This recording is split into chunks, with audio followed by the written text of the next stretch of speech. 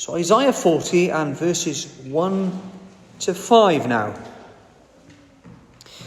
Comfort, yes, comfort my people, says your God. Speak comfort to Jerusalem and cry out to her that her warfare is ended, that her iniquity is pardoned. For she has received from the Lord's hand double for all her sins. The voice of one crying in the wilderness, prepare the way of the Lord. Make straight in the desert a highway for our God. Every valley shall be exalted, and every mountain and hill brought low.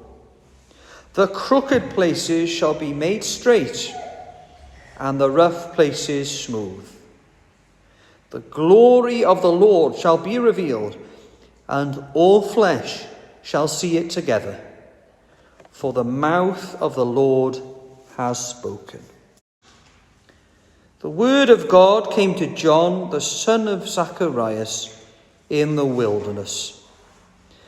And he went into all the region around the Jordan, preaching a baptism of repentance for the remission of sins, as it is written in the book of the words of Isaiah the prophet, saying, the voice of one crying in the wilderness, prepare the way of the Lord, make his paths straight. Every valley shall be filled, and every mountain and hill brought low. The crooked places shall be made straight, and the rough ways smooth. And all flesh shall see the salvation of God. Then he said to the multitudes that came out to be baptized by him, brood of vipers, who warned you to flee from the wrath to come? Therefore bear fruits worthy of repentance. And do not begin to say to yourselves, we have Abraham as our father. For I say to you that God is able to raise up children to Abraham from these stones. And even now the axe is laid to the roots of the trees. Therefore every tree which does not bear good fruit is cut down and thrown into the fire. So the people asked him, saying, what shall we do then? He answered and said to them, he who has 2 tunics, let him give to him who has none. And he who has food, let him do likewise. Then tax collectors also came to be baptized, and said to him, Teacher, what shall we do? And he said to them, collect no more than what is appointed for you. Likewise the soldiers asked him, saying, and what shall we do? So he said to them, do not intimidate anyone or accuse falsely, and be content with your wages. Now as the people were in expectation, and all reasoned in their hearts about John, whether he was the Christ or not, John answered, saying to all, I indeed baptize you with water, but one mightier than I is coming, whose sandal strap I am not worthy to loose. He will baptize you with the Holy Spirit and fire. His winnowing fan is in his hand, and he will thoroughly clean out his threshing floor, and gather the wheat into his barn, but the chaff he will burn with unquenchable fire. And with many other exhortations he preached to the people. Amen. Work, work, the law demands, but gives neither feet nor hands. Far better news the gospel brings. It bids us fly, but gives us wings. These are 2 major themes in the Bible that are before us really in this reading in compact form. And those two themes are the law and the gospel. In other words, what the Lord demands and what he gives. What the Lord demands, the law, and what the Lord gives is the gospel, of course. And as we study this passage about John the Baptist, I hope we can notice both these themes together. Law and gospel. And of course, during Advent, it is the gospel primarily that we're remembering, isn't it? We are remembering God giving this amazing gift to us all. We remember God's grace in sending Jesus into the world, the gift of his Son to an undeserving world. And that is why it is good news. We didn't earn it, but God gifts his Son to us. His only begotten Son for the life of the world. He gave his life as a propitiation for us and for our sins. And this Christmas, that's what I want us to realise. This gift of God to each and every one of us. And we're going to do this, as I said, by focusing on these two themes in this chapter regarding John the Baptist.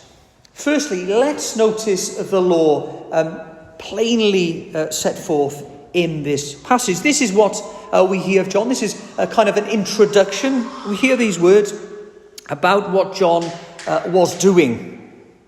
He went into all the region around the Jordan, preaching a baptism of repentance for the remission of sins. And John was doing this because this is what he'd been sent by God to do. As we just read in Isaiah, Isaiah foretold John was going to come and prepare a people.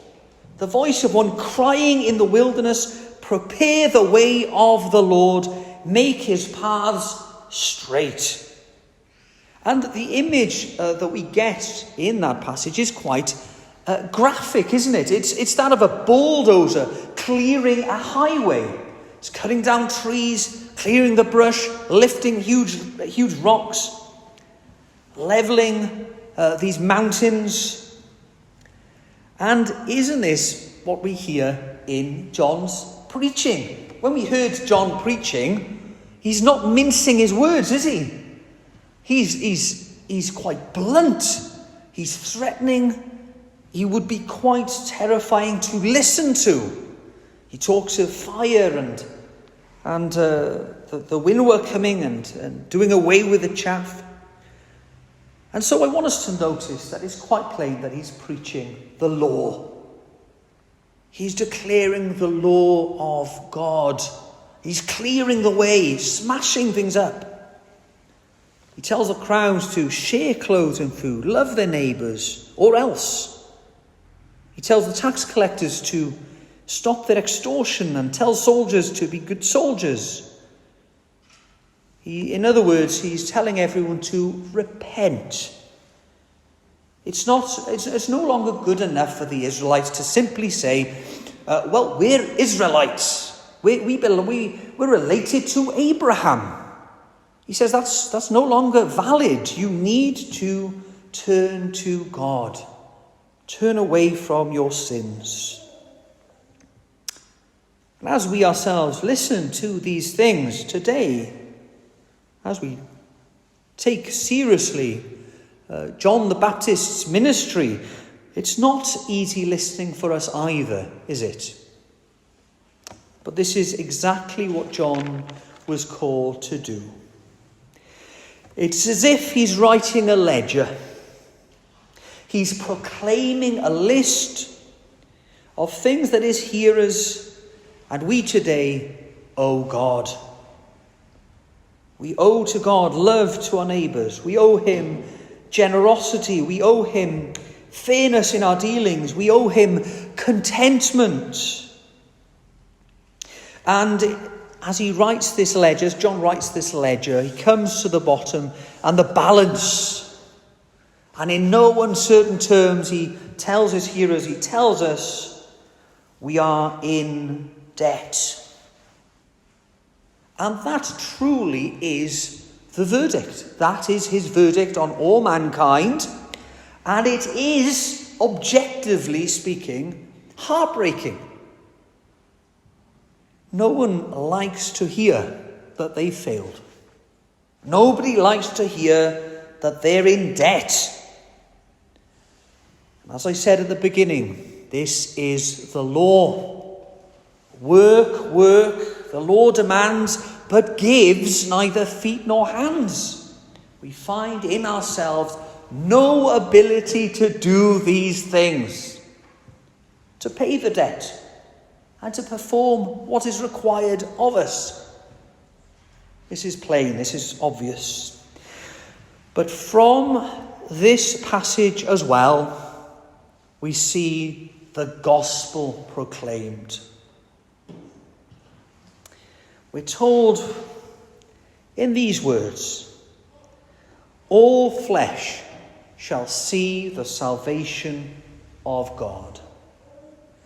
The story doesn't finish with John the Baptist. And that is precisely why it's fantastic news. John's own word says, he says this, I indeed baptize you with water, but one mightier than I is coming, whose sandal strap I am not worthy to loose. He will baptize you with the Holy Spirit and fire. In other words, Jesus is actually going to make that way. He is going to do what I cannot do.